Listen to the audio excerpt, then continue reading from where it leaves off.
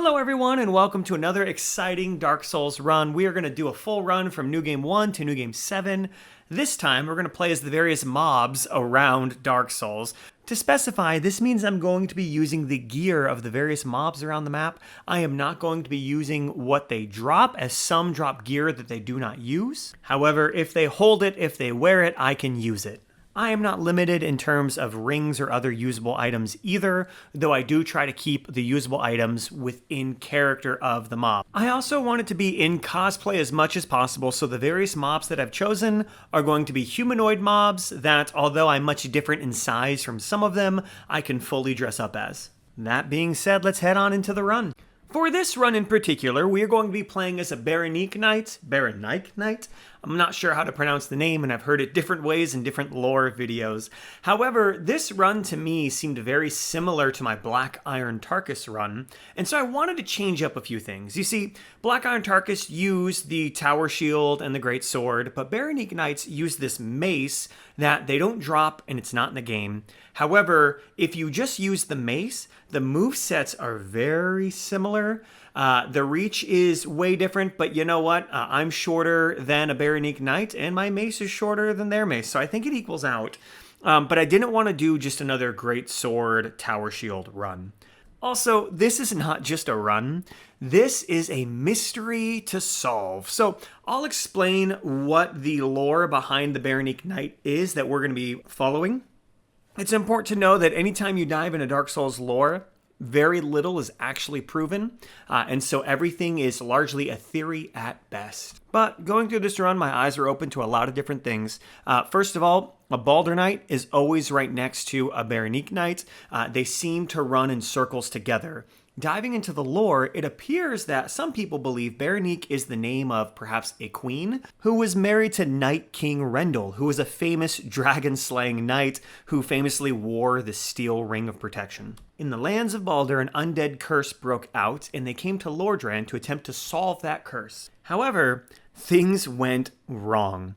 So in this playthrough, we're going to play as the last knight of Berenike, who has come to Lordran to solve the mystery of what happened to Balder, King Rendel, and the Berenike Knights. Keeping all of that in mind, a few lore-specific rules for this run. We need to recover the steel plate ring. We need to kill the crestfallen merchant for the sin of hawking our weapons and armor. We need to pay homage to Tarkus' body. We need to kill the Dark Moon defectors. And we're not allowed to kill any Balder or Berenike Knights. We'll have to avoid them or work a way around them, but I'm not allowed to kill them. They are brothers, and I won't do it. And finally, we'll have to put all of our investigative skills to work and solve the mystery by the end of the run. And we will end the run by punishing the one who was ultimately responsible for the death of King Rendel and all the king's horses and all the king's men. Let's head into the run. Starting out, I follow my typical ritual of testing out the weapon against the Asylum Demon. I realize that range is going to be an issue on this run. Heading into Firelink, I talk to the Crestfallen Warrior and I start gathering some clues. The first thing that I realize is the Crestfallen Warrior tells us that both bells of awakening need to be rung to open up the way into Sen's fortress. That's worth noting for later. After talking to him, I begin looking for some clues underneath Firelink's shrine. I make my way down to the Anor Londo ruins. I talk to Ingward. He doesn't give me any clues. I drain the lake. I want to check this place off my to-do list because there's not a lot of clues here. So I head over to Sif, we put down the puppy, and I head down to the Four Kings. This fight is pretty easy. Our weapon does pretty good damage. Our shield is pretty beefy, so we kind of walk through them. I do not talk to Koth. We're done with that guy. So next I want to head down to Blighttown. I'm curious to see if there's any evidence of Balder Knights or Berenike Knights ever heading that way. I don't think there is. We make our way all the way to the bottom. We kill Man-Eater Mildred. And we head in to fight Quelaag. I summon Mildred for Quelaag because why not? There's nothing against it in the run. The two of us take down Quelaag, no problem. I then ring that Bell of Awakening. I head down. I take care of Ceaseless. And no clues were found. So let's head up to the Burg where we can find some more clues. This time around, I'm going to be paying specific attention to where the Balder Knights or Berenike Knights start popping up. I think I know, but I don't want to take anything for granted. So we head our way through the burg, we take care of the Tauros demon, we laugh with the jolly fellow Solaire for a little bit, we then make our way to the chapel. I thought it was worth noting the boar right in front of the chapel, which is a creation or a servant of Seath. Which brings to mind there's also a channeler up above the chapel, so Seath's name goes into my little black book of suspects. While checking out the area around the chapel looking for clues, we end up getting chased by some Balder Knights, and I'm screaming, "It's me! Don't you remember me? We were friends once!" But they don't seem to heed my cries, and we run away from them. Heading into the actual chapel, that's where we find our first brother, a Berenike, and once again, he doesn't know it's me. "Please stop attacking me." I run up, I get around the Balder Knights. We do a quick force log off to end the aggro they have on us, which allows me to focus on the channeler and all the undead around him. We head on past another Balder and have to use the same trick to de-aggro him, and there we find Lautrec of Karim locked in a cell. Again, it's interesting. I note down his name. Who locked him away? Why is he there? These are all clues. It does seem inhuman to leave him in his cell forever, but I don't trust him enough to let him go, so we carry out his execution. I then head up to the gargoyles, and we summon that jolly fellow Solaire who I met earlier, and we handle these gargoyles without them giving us any problem at all.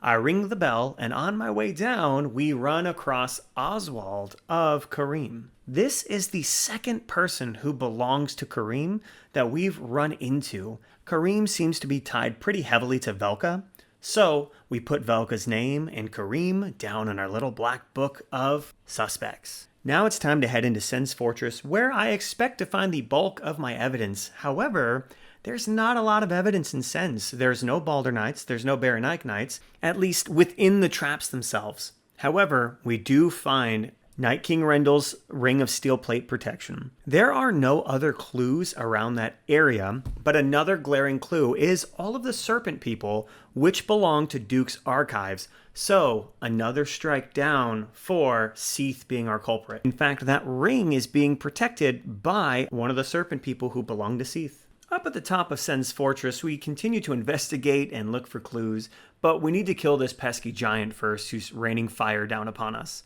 I then summon Tarkus, and we head in to fight the golem as brothers in arms. One key feature I like to note during this fight is that the pathway up to Anor Londo seems to be blocked by rubble. Other theorists have assumed that this was done on purpose to block the way to Anor Londo.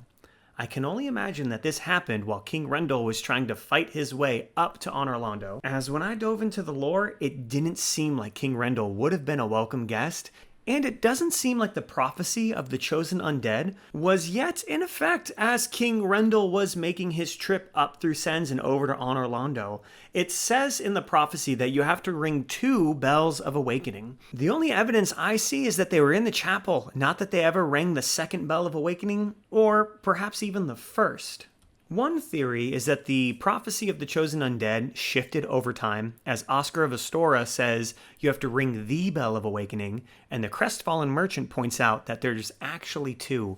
This perhaps points out that the prophecy has shifted over time. Did King Rendell only have to ring the 1st bell, and after he made it so close, did they change it to where you have to ring 2 bells? I don't know. There's not enough evidence in place. Though my assumption is by the time King Rendell tried to replace Gwyn as the new Lord of Cinder, the full undead prophecy as we understand it at the time of the game was not yet in place. We have a few clues, but we need to keep looking. I precariously make my way past another Berenike Knight that I'm not allowed to attack, and I find Ricard. We fight, and I gather a few clues from him. Ricard is an interesting character.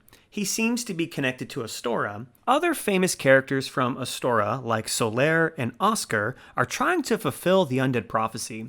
But if you read Ricard's rapier, it says he was born into royalty, but wandered the lands in a fateful, ill-conceived journey.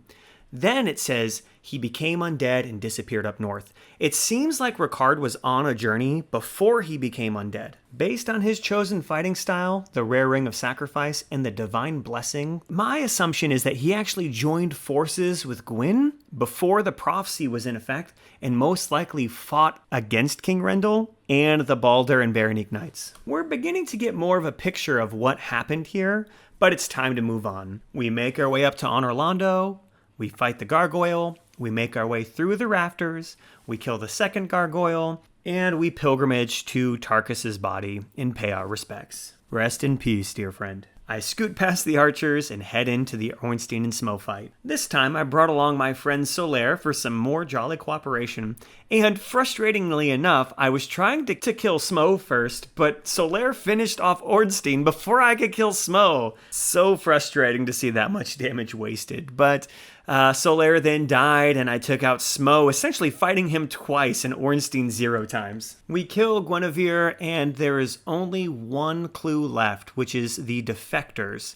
We fight this defected Baldur Knight and this Berenike Knight. We put them down, and their presence here helps me put together the last few pieces of what happened.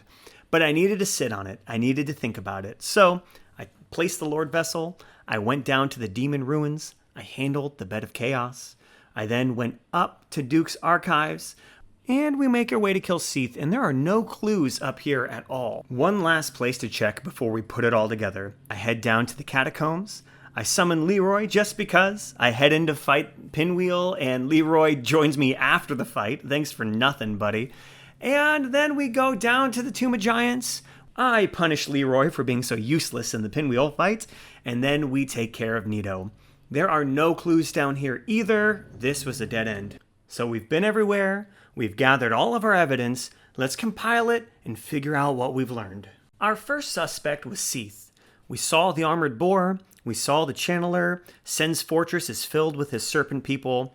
However, based on the timeline that I'm looking at, and knowing what Seath is after and why those serpent people are there, why the channeler is in the chapel, it has nothing to do with Night King Rendell. All Seath cares about is experiments, and so he's off the list.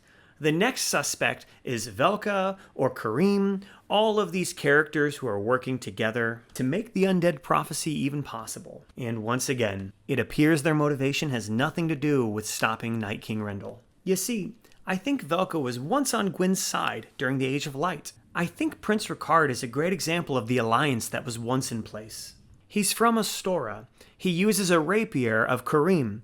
He has a ring of Velka, and he also has a divine blessing from the Way of White. I think Ricard is a character from an earlier age. I think he was already on his quest, had made his alliances as he fell into the undead curse. Karim seems to want whatever Velka wants, and Velka wants there to be a new Lord of Cinder.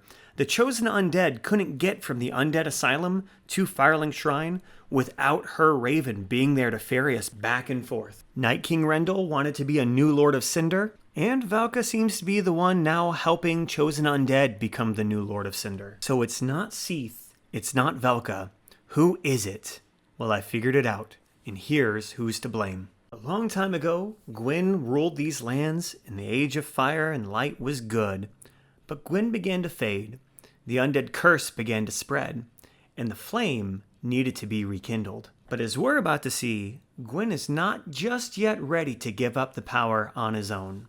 Over time, his followers and gods who were friendly with him began to drift. Gwyn began to lose command of his own kingdom, as people like Seath and Havel began infighting. He fought a costly war against some chaos demons, permanently scarring some of his knights, perhaps even changing others into bat demons. New Londo broke off on its own and then was swallowed by the abyss. Amid all of this, King Rendell stages his attack on Gwyn. It's time for a new Lord of Cinder. So Rendell mounts up and heads this way. He sets up a base camp in the Undead Chapel, from where it appears he's going to mount his attack. Halfway through Sen's fortress, King Rendell dies. Later, a scavenger finds his ring and stuffs it in a chest. Black Iron Tarkus most likely assumes command as he leads the rest of the group up to the top of Sen's fortress. They defeat the Iron Golem and make their way past him into Anor Londo. No one in Anor Londo ever expected them to make it this far.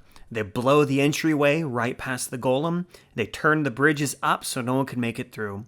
But Black Iron Tarkus isn't so easily detoured. He leads the rest of the knights precariously up a nearby column. He smashes in a window, and they begin to make their way across the rafters. But here, Tarkus falls to his death. The gates to Sen's fortress are slammed shut. Now the crestfallen merchant is trapped, Ricard is trapped, and the rest of the Balders and Berenike are trapped. All of them go hollow, losing their sense of purpose. Tarkus is dead. Night King Rendell is dead. But two of them, one Balder and one Berenike, find new purpose, serving the Dark Moon. But as time marches on, Gwyn continues to fade. Eventually, his own children begin to pray for a successor. Their father must go. An undead prophecy is enacted, the bells of awakening are instituted, and we await the chosen undead. So who killed Night King Rendel? Who was responsible for the death of Tarkus? Who can we blame for the valiant knights of Balder and Berenike turning hollow? It was Gwyn.